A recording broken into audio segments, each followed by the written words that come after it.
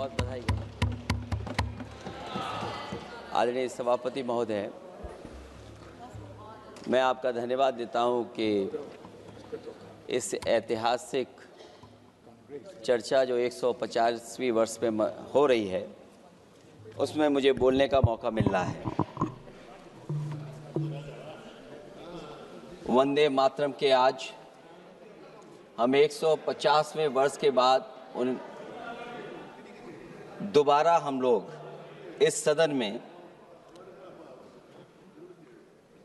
याद कर रहे हैं और हमें गर्व है इस बात का कि हम लोग इस समय पर बंकिम चंद्र चट्टोपाध्याय जी को भी याद कर रहे हैं, जिन्होंने इतना शानदार और ऐसा राष्ट्र को गीत देके गए हैं जिस गीत ने लाखों लाख लोगों को जागरूक किया, उनके बीच उत्साह भरा और आज़ादी के उस समय पर जिस समय अंग्रेजों के खिलाफ लड़ाई लड़ी जा रही थी, वंदे मातरम हमें ऊर्जा देता था, हमें ताकत देता था, हमें एकजुट कर करके अंग्रेजों के खिलाफ लड़ने का एक माध्यम बनाता था। वो वंदे मातरम के गाने पर आज जब 150 वर्ष हो रहे हैं, मुझे बोलने का मौका मिला है, उसके लिए मैं आपका बहुत बहुत आभार और धन्यवाद देता हूं। ये वंदे मातरम जिस तरह के हमारे पूर्व में कांग्रेस पार्टी के नेता गौरव गोगोई ने जो बात रखी, उस भावना से जोड़ता हुआ और वंदे मातरम की भावना से जुड़ता हुआ जिस समय कलकत्ता के कांग्रेस के अधिवेशन में रविन्द्रनाथ टैगोर जी ने गीत गाया, उसके बाद लोकप्रियता इसकी आम लोगों के बीच पहुंच गई। और जब कभी भी लोगों को अंग्रेजों के खिलाफ लड़ना होता था तो यही वंदे मातरम का नारा देकर के लोगों को जोड़ने का काम करते थे। हमारा कोई भी आंदोलन रहा हो, स्वदेशी आंदोलन रहा हो, उसमें भी हम लोग इसी नारे के साथ चले। वंदे मातरम को लेकर के हम लोग इतना देश को एकजुट कर दिए कि अंग्रेज घबराने लगे। और जब अंग्रेज घबराने लगे तो जहां कहीं भी वो देखते थे कि ये नारा लग रहा है, वहां पर देशद्रोही का कानून लगाकर लोगों को जेल भेज देते। ये भी इतिहास है कि जिस समय बंगाल में बच्चों ने गाना गाया, इस गीत को अपने क्लासरूम में गाया, उस समय भी अंग्रेजों ने उनके खिलाफ मुकदमा लगा के उन्हें जेल भेजने का काम किया। ये वंदे मातरम अंग्रेजों ने बैन भी कर दिया। 1905 से लेकर के 1908 तक बैन कर दिया गया और बैन के बाद भी लोग माने नहीं, हमारे क्रांतिकारी लोग माने नहीं और वंदे मातरम को हमेशा उन्होंने अपने दिल और दिमाग में रखा और जनता के बीच में इस आंदोलन को आगे बढ़ाते रहे। सभापति महोदय, जो हमारे सत्ता पक्ष के लोग हैं वो हर चीज को ओन करना चाहते हैं। ये 150वें वर्ष में जब हम वंदे मातरम याद कर रहे हैं, बंकिम चंद्र चट्टोपाध्याय जी को हम याद कर रहे हैं कि उन्होंने इतना महान गीत हमें दिया है।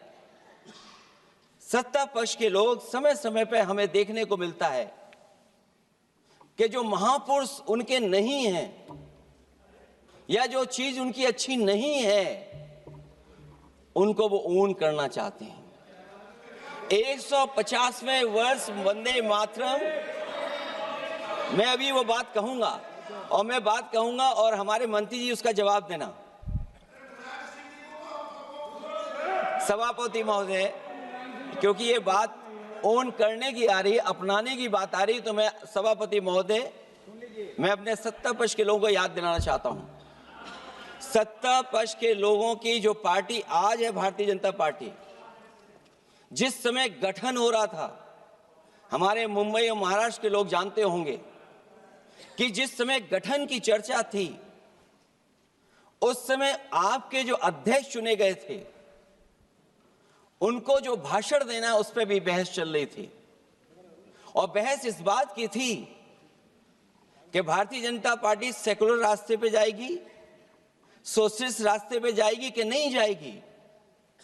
तमाम विरोध के बाद भी उस समय के उनके राष्ट्रीय अध्यक्ष जो चुने गए थे, उन्होंने वही रास्ता अपनाया। अपने भाषण में समाजवादी आंदोलन, समाजवादी विचारधारा और सेकुलर रास्ता अपनाया। और वही नहीं, जो उनका मंच था उसमें जयप्रकाश जी की तस्वीर लगा करके भी उन्होंने लोगों को ये भ्रम फैलाने की कोशिश की कि जेपी के रास्ते पर भारतीय जनता पार्टी चलेगी। बताएं माननीय मंत्री जी, आप कितने सेकुलर हैं आज, कितने सोशलिस्ट हैं आज? अभी गौरव गोगोई जी ने ठीक कहा, इंडिगो का हवाई जहाज उड़ नहीं रहे हैं कि उड़ाए नहीं जा रहे हैं? उड़ाए नहीं जा रहे। और क्या बात कही गई थी कि गरीब भी उसमें चल सकेगा। इसलिए सभापति महोदय, मैं बात दूसरी तरफ नहीं ले जाना चाहता हूं। वंदे मातरम सिर्फ गाने के लिए नहीं है, निभाने के लिए भी होना चाहिए। सभापति महोदय, आज हम आकलन करें, पीछे मुड़ करके देखें कि हम इस वंदे मातरम को कितना निभा रहे हैं। जिस वंदे मातरम ने आजादी के आंदोलन में सबको जोड़ा, आज के दरारवादी लोग उसी से देश को तोड़ना चाहते हैं। ऐसे लोगों ने, सभापति महोदय, ऐसे लोगों ने पहले भी देश के साथ दगा किया और आज भी कर रहे हैं। ये चर्चा तो जोड़ने का काम करेगी ना अखिलेश जी, क्योंकि आज वंदे मातरम की चर्चा, वही मैं कह रहा हूँ, वंदे मातरम में जोड़ने का ही काम करेगी। वंदे मातरम कोई दिखावा नहीं है, ना ही राजनीति का विषय है। क्योंकि सभापति महोदय, हम जब ये चीज इनके विचारों से, इनके भाषणों से जब बाहर सुनते हैं तो ऐसा लगता है कि वंदे मातरम इन्हीं का बनवाया हुआ गाना है। जिन्होंने, सभापति महोदय, जिन्होंने आजादी के आंदोलन में भाग ही नहीं लिया है, वो वंदे मातरम का महत्व क्या जानेंगे। सच तो ये है कि सरफरोश लोग वंदे मातरम दिल से बोलते थे। उन आजादी के दीवानों के खिलाफ कुछ लोग अंग्रेजों के लिए जासूसी और मुखबिरी का भी काम करते थे। दरअसल ये राष्ट्रवादी नहीं बल्कि राष्ट्र विवादी लोग हैं। जहां विवाद करना हो, कभी अंग्रेज विवाद कर करके, डिवाइड कर करके, डिवीजन कर करके राज किया करते थे। सभापति महोदय, आज भी वही रास्ता कुछ लोग अपना रहे हैं। वो डिवीजन का रास्ता अपना रहे हैं, डिवाइड का रास्ता अपना रहे हैं, दरारवादी रास्ता अपना रहे हैं। इनका इतिहास खंगाला जाए कि इन्होंने आजादी के पहले और आजादी के बाद वंदे मातरम क्यों नहीं गाया। ये सभापति महोदय, आज जब हम वंदे मातरम पे इतनी चर्चा कर रहे हैं, जिस भाव से हम लोग यहाँ बैठे हैं, कम से कम ये भी खंगाला जाए इतिहास में कि वंदे मातरम कुछ लोगों ने कब गाया। उन मुखबरों से ये सवाल पूछा जाए कि स्वतंत्रता के बाद भी उन्होंने अपना गीत क्यों बनाया। उनकी एक रंगी सोच ने तिरंगा क्यों नहीं फहराया।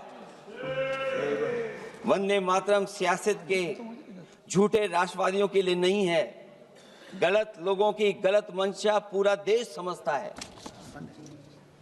और केवल यही नहीं ओन करते हैं, कभी कभी भारत माता का जो चित्र है, जो पेंटिंग कभी बंगाल के महान लोगों ने बनाई थी,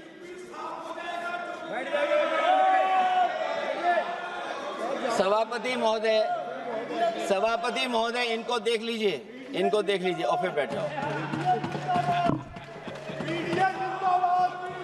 सभापति महोदय राजभर जी आप बैठिए, आपके नेता बोल रहे सभापति हैं। महोदय, आपके वंदे नेता बोल रहे हैं, आप मातरम का बैठिए ना। भाव ये भी था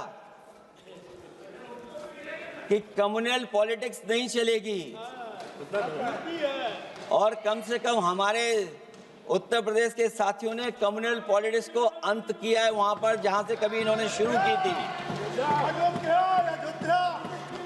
राजभर जी, और आप सभापति बैठिए। महोदय, वंदे आप मातरम बैठिए।